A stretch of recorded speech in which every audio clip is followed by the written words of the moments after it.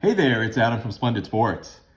I want to take a few minutes here on this one and talk about vintage card eye appeal.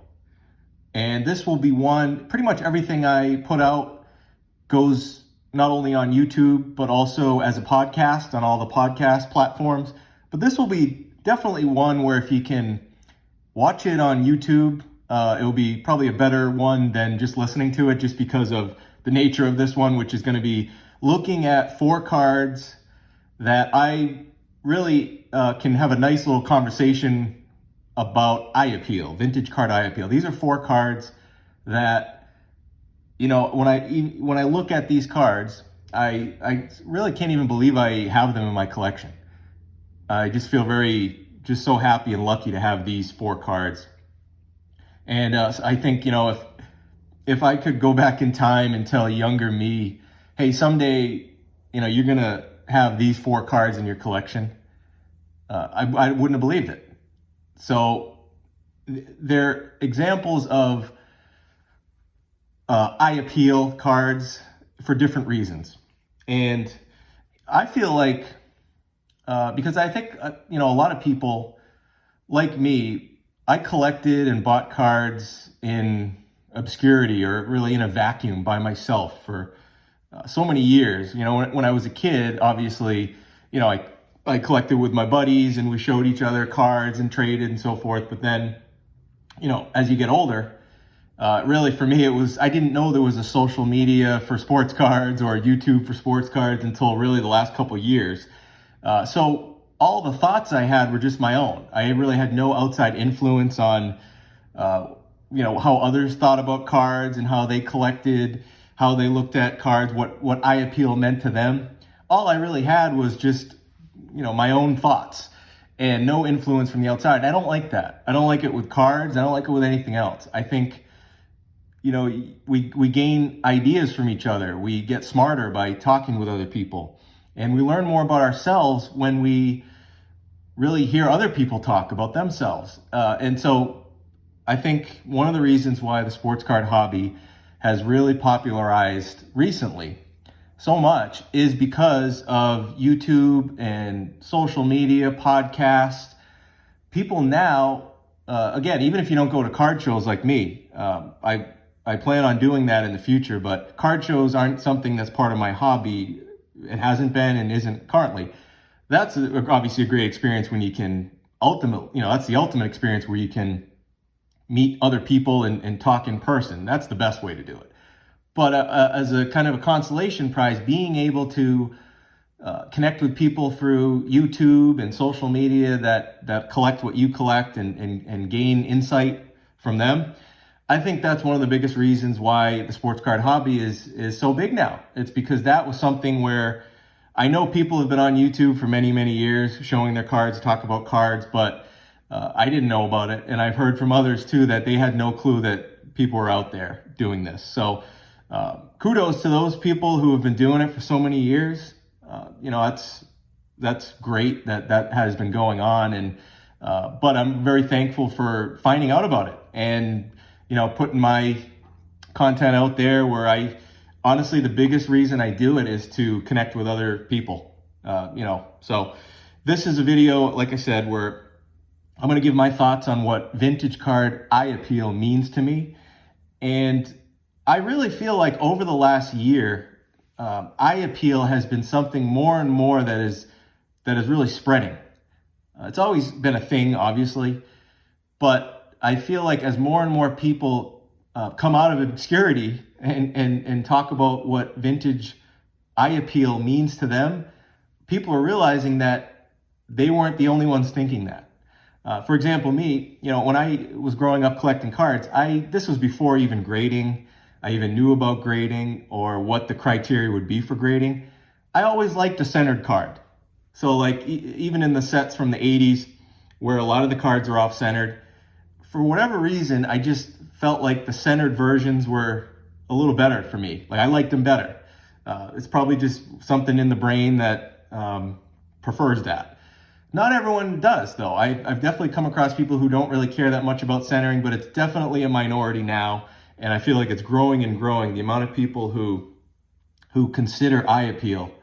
And it's not all centering. That's kind of one of the points I'm going to make here in this video, is showing 4 cards and what goes into the eye appeal of them. Why I feel like they have good eye appeal. To me, it's a subjective thing. There's no clear definition of eye appeal, although it does seem like the leaders in eye appeal, the leaders in the clubhouse, are definitely centering and surface. So when you hear a lot of people talk about their vintage cards specifically, and the reason it's vintage more than modern cards is modern cards, especially the ultra modern, like in the last 3 or 4 years, those cards, they're all, being pulled out of packs or boxes and they're going right to grading. So the difference between a 10, there really aren't any in these new cards. But one of the reasons I love vintage cards is there's a lot of nuance to it. So it's not just about getting a certain grade, because there's no, like for the first card I'm going to show here, there's no gem mint copies of it that exist. The highest is a 9, and it's not something I would ever buy in a 9 because it's just way too expensive. But for me, the fun in this is, part of it, is trying to find copies almost regardless of the grade that have great eye appeal to you and me. So this is the first one. I'll get into these cards. I've talked long enough without actually showing a card. This first one, 1965 Topps Mickey Mantle. Now, as a Mickey Mantle collector, I'm not a completionist collector, meaning I'm not one of those that has to have every single Mickey Mantle playing days card, because this is actually going to be one of my next videos. There's a handful of Mickey Mantle playing days cards that I know it's crazy to say it, but I don't like them. I don't like the images on them, and their Mickey Mantle cards are expensive, as you know. So there's certain ones that I'm probably just never going to own, and I'm okay with it. I'd rather just, spend the money on the Mickey Mantle cards that I really, really love, and, get the best copies I can of those, because I don't have an unlimited budget, like pretty much everyone else. This card here, this is a recent pickup, very recent pickup. And I want to give a shout out to the person who sold me this card. In my opinion, one of the best operators in sports cards. I've had him on my podcast where we did an interview. Go back and listen to that if you haven't. He's been on many channels, Bench Clear Media. He's on there quite a bit. So very popular in the hobby. His name is JT from Triple Crown 24 Sports Cards. Great guy. Not only a great guy, but just does things the right way. And I have firsthand experience with it. I bought this card off of him, like I said, very recently. And the story how I got it was pretty cool. He posted a video on YouTube. He has a great YouTube channel. So if you don't already subscribe to JT, Triple Crown 24 Sports Cards, on his podcast, but also YouTube, you should do that, because for this very reason. I was just happened to be on YouTube. He just had uploaded this video, so I was lucky. I caught it right at the right time, because I don't feel like this card would have lasted too long. And he did a video on, it wasn't just this card. It was about him going to a recent card show and some of his pickups, and this was one in there. And this was a Mantle card that, it's one of the cards that I do really like. I like the image. I like the look of the card, the design. And it was one that, for whatever reason, I just had dragged my feet on. Never found the right copy, I guess. And just, there were always other Mantles that I had focus on ahead of this one. But I was at a point now where this was definitely one on my radar. But as you may know, if you take a look at the copies of this 65 Mantle card that are out there for sale on eBay and other platforms, you'll be hard-pressed to find one that, if you look at this card, has tremendous centering. And this is a set, 65 Topps, where centering is very hard to find on these cards. I'll give you a couple examples. Nat Turner, the head of Collectors Universe, PSA, has probably, as far as I've seen of people who show off their cards online, might have the best collection as far as value-wise and just unbelievable grades of anyone I've ever seen across multiple sports. He showed some Mickey Mantle cards from his collection recently. If you go to his Instagram page, I couldn't even speak. I was looking at these cards. I was just amazed. He has a he had several gem mint copies of Mickey Mantle Playing Days cards. 61, 53 Bowman color. Unbelievable that the gem mint copies exist of those cards. He had there's no 10s in the 65. Okay, there's no PSA 10s of the 65 Topps Mantle out there. But there are a bunch of 9s. And he has one of those. He showed one of those on his Instagram. In my opinion, the centering on this 3 that I purchased from JT is as good, if not better, than the 9 that Nat Turner has. That probably would sell for hundreds of thousands of dollars. I don't even know, but crazy amount of money. Now, of course, the other parts, right? Like if you look at this card, the corners have some wear on them. You know, we look at the back of the card here. Pretty good centering on the back too, right? But again, it's I understand in a way why it got the 3 based on what the criteria is for grading. But at the same time, and JT mentioned this too in his video, he was just he couldn't pass this card up at the card show, he said, because it was a fair price on it. Because again, it was priced as a 3 pretty much. The thing with vintage is, in my opinion, this is not a 3.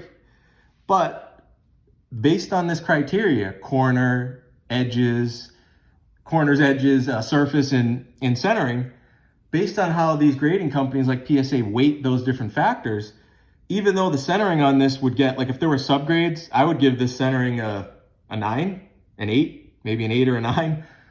It's unbelievably centered for this set especially. But again, you know, that's not weighted heavier than some of these other factors, I don't think. So that's why I got the 3. I don't see any type of surface issues or scratches. There's no creases. So it's just an unbelievable 3. And JT would, you know, messaged me after and was just kind of looking for, he said, when you get the card, I'd love to hear your feedback on, you know, what you think about it, because he was kind of just couldn't believe it. Now he's a dealer, so that's the reason why he put it up for sale. You know, he does this full time. So when he acquires cards, unless they're part of his PC, and I don't think he PCs Mickey Mantle, he sells them. So he's just a great guy to get in contact with and follow and keep an eye on his stuff, because he comes across some great cards, and he deals very fairly too.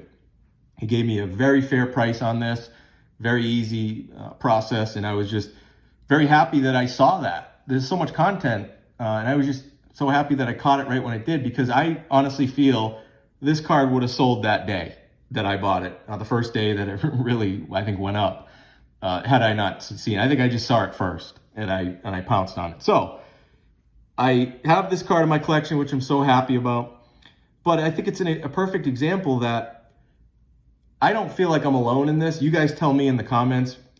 I don't care that it's a 3. It's a 3 that, for me, has better centering and eye appeal and surface, and the colors are vivid, which are the things that I really care about. I don't really care that much about corners. You know, like these corners here, these are perfectly fine with me. They got some wear on them, but that's okay. I don't, for me, with vintage cards, that's cool. I'm fine with it. What I like, though, is if I can have a nice, you know, picture image that's clear and vivid. And this centering, I wouldn't even expect the centering to be this good, like I said, if it was a 6 or a 7 or an 8 in this type of card. Because if you look at another example, if you go to the PSA website and you look up the 65 top set, they always have like a signature image, usually the best card in the set. And the 65 Mantle is the one that's pictured. It's a PSA 8 that they have showing right on the website. And the PSA 8 that they show is well off-centered. Not even close to the centering of this 3. So, you know, I think that's what's fun about it, is you can find some real value. You could find something that I value this card like it was, like I said, an 8 or a 9, but I paid JT the price of a 3 or a 4 for it, probably more even towards that 3, even though this is a very, very strong 3 as far as eye appeal goes. And so I think that's something to think about too, is these grading companies, the criteria they have for their grading, I feel like it's a little out of whack with vintage as far as what the average collector a vintage card cares about, what's important to them, which is usually centering and surface more so than the corners and the edges. That's broadly speaking. I know there's always going to be people who are like hyper into the corners or the edges, but I feel like the large majority, at least the people that I talk to and listen to, they put the biggest premium on centering and surface, the color. How vivid are the colors? How good is the image? Is it clear? And is it centered? And so I feel like that, if you were to grade that, this is more like a, I don't know, 7 or an 8 for what the collector cares about. Whereas the technical grade of this is a 3 because, the corners, and I'm sure there's things that the human eye can't see. That's another issue that I see with a lot of these grading companies. Just an opinion, but if the human eye can't see it, I don't think it should be weighted, if at all, that heavily in how the grade comes out. What you have now is, I feel like PSA, they look at these cards under such a magnification that, yeah, there might be a scratch or a ding in the surface or whatever that you honestly can't see in the human eye. But when you magnify it, yeah, it's there. And then they drop the grade. I get it. Okay, that's how you do it. But at the same time, if the collector can't see it, then I don't know. I don't care. I care about how it looks because I like looking at these cards. Anyway, that's the first one. I'm very happy to have this card, and you let me know. Maybe I'm too enthusiastic about it. That's okay, but you let me know in the comments either way what you think as far as. Have you seen centering on a 3 in 65 mantle like that? I sure haven't. So I'm glad I waited on this card because it just, I feel like it was meant to be on this one for me.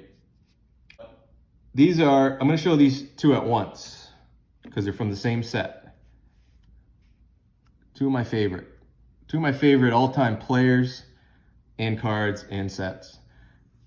And these cards, in my opinion, have eye appeal, but for different reasons. So as you can see, they have a thing in common, and the next card will too, is that they're not perfectly centered. They're off-centered, left to right, and especially with the Williams, top to bottom. On that topic though, left to right centering seems, at least with my eye, carries a lot more weight for some reason. Top to bottom, unless it's like egregious, it doesn't really bother me that much. And on these cards, even though they are off-centered, left to right, it doesn't really bother me. For this set specifically, the 48 Leaf, one of the greatest sets of all time, in my opinion. This is a Stan Musial rookie card. This is a Ted Williams, unbelievable. The real thing about these cards for me is the colors. So when I was looking to buy these cards, I didn't want centered copies. I know that sounds crazy, but I just knew that any centered copies of this set, it was probably in the grade that I could afford. It was going to mean that the colors weren't going to be as good. So it was always a trade-off. I don't have Nat Turner money, so I can't buy 9s and 10s. But, with this, I knew that, look, I can afford, in my budget right at the moment, 3s and 4s in that range. So, look, if I have a perfectly centered 3 or a 4 of these cards, there's going to be such a premium on it that not only is it going to be out of the price range probably, but if it's perfectly centered and has this type of vivid coloring, then obviously it's not going to be a 3 or 4 most likely. So it's going to be out of the range. So in order to have a 3 or a 4, I wasn't expecting things to be perfectly centered. And on these cards, it doesn't really bother me that much. If you look at the coloring on these cards, it's just, they're art. These are works of art right here. And so that was what was most important. I was hunting copies of these two that had great registration, clarity, and the vivid coloring. That is what, again, it depends on the set, depends on the card. So like some cards, you put heavy weight on the centering, and you're looking for that centered copy because all things, other things being equal, it's not, there's not that much of a variation. You should see, the variation in some of the copies that I was looking at when I was going to buy these two in this set, there were some of these copies that were so faded. The coloring was terrible. Obviously, there was a lot with creases. These two don't have any creases. there was a few centered copies that were like better centered, but the other factors like the vivid coloring and the surfaces were so beat up that it just, again, it didn't make sense for me. So I think the larger point is, and you guys tell me if you agree, each card has a little bit of a different criteria for the collector in eye appeal. So like you said, with these, just cards that, if you told me when I was younger, hey, you're going to have a 48 leaf Musial and Ted Williams of any kind, I wouldn't have believed it. But to have cards like this that have such eye appeal, and I mean, you see these in person and it's just, it's almost like unbelievable that the coloring is so vivid, and they're from 1948. Unbelievable. All right. So the last card is another Mickey Mantle card. Show it right here for you. And very similar to the last two you looked at with the 48 leaf. The 1954 Red Heart, to me, one of Mickey Mantle's best looking cards. Probably for me, maybe in the top 3. And the one that this gets compared to a lot is the most famous Mickey Mantle card, the 52 tops. And honestly, for me, it looks, I mean, the price differences in these two cards, like a 52 tops Mantle in an 8. I mean, that's a $1 million card, right? At least, and more. Whereas this Red Heart card, again, came from dog food company. The look of this card for me is just right up there with 52 tops, except you don't have to spend, tens or hundreds of thousands of dollars to get this one. Now this is a PSA 8. So when I was looking at, in the market for this card, I knew I was going to get one. As a best practice with vintage cards, the more patient you can be, the better. Now, that's not my strong suit. I don't have the most patience when it comes to this. When I get it in my head that I'm going to get a card, and this is not good. So if you can, if you're starting out in vintage, don't do this. But I get it in my head, and it's almost like an obsession that I'm going to get one. And so it's very, I get it like very soon after I have decided in my head I'm going to get it. So I was patient with the 65 for some reason, but with this card, when I said, it's time to get this card, it was a matter of, I spent a couple weeks really looking online, all the different marketplaces, and it came down to two different choices. One was a SGC 7, and it was, like almost perfectly centered left to right. As you can see with this one, it's a PSA 8, but it's off-centered. It doesn't have the OC designation, but it's not centered perfectly left to right. It's definitely off-centered there, which in most cases is like something that really strikes my eye. Like it would, in a lot of cases, might be a reason why I wouldn't buy a card. Not so much top to bottom, but left to right. Now with this card, for me, I was thinking like, why do I love this card so much? Obviously, other than that it's a Mickey Mantle card from 54 and I'm a Mantle collector. Well, I just love the colors. I love the color, the blue background, just everything about it as far as how vivid it can be. And so for me, the way that the eye appeal lined up on this card was centering wasn't first like it is in most cases for me as far as how important it is. By far and away, I was looking for the best coloring, how vivid were the colors, how good was the surface. And the SGC 7 had, again, real better centering than this, left to right.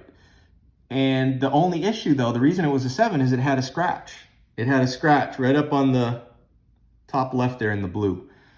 And I looked at it for a while and I said, yeah, I'd look at that centering and it would make me feel good, right? But I just couldn't think, oh man, for the amount of money I'd have to pay for this card, every time I looked at it, the scratch was the first thing I saw. And it really, I think it would have over time, it would have really bugged me in a way. So I said, and I looked at this one and I said, okay, it's not perfectly centered. What do you expect? It's the 54 Red Heart. There's not many that are perfectly centered. If this one was perfectly centered, it would be a 9. 9 or a 10. I don't think there's any 10s, right? But I believe Blue Jacket 66, I think he has the best copy I've ever seen of this. Like I said, there's no 10s, I don't think, of this card. He has a 9 that is perfectly centered. It's unbelievable. Unbelievable copy. I can't afford that, right? There's no way. I could have probably afforded it if I pulled the trigger on this card 10 years ago, but I didn't. So I was thinking, all right, this is the one, because this one has the coloring, beautiful surface, and the centering is good enough that it's not gonna distract me. It's gonna still bring me joy to look at it, which is the whole point. And this is one of my favorite cards in my collection, definitely. It's right up there. So just the story behind it and the look of the card, unbelievable. So to wrap it up, I'd love to get your feedback. Again, the reason I put these out there is I like talking about it. I have these things in my head and it helps me to get it out. But also, more than that, I'm using this to connect. I want to connect with more collectors, because for so long, it was just me, just thinking in my head about these things. And then I put the cards away and I wouldn't think about them for a while. But now there's so many others that are posting their collections and talking about it. It's really inspiring, and it's gotten me way more into the hobby. So I'd love to get your feedback. Let me know, what does eye appeal mean to you? I think the majority, this is my prediction, majority of people are going to say centering and colors, surface, registration for vintage, more than anything else, because that just seems like the predominant thing I've heard, especially recently. But let me know, maybe not. Maybe there's a huge group of people out there that love corners more than anything. Sharp corners, 4 sharp corners. But anyway, let me know. Thank you guys for watching this, and I'll be back soon.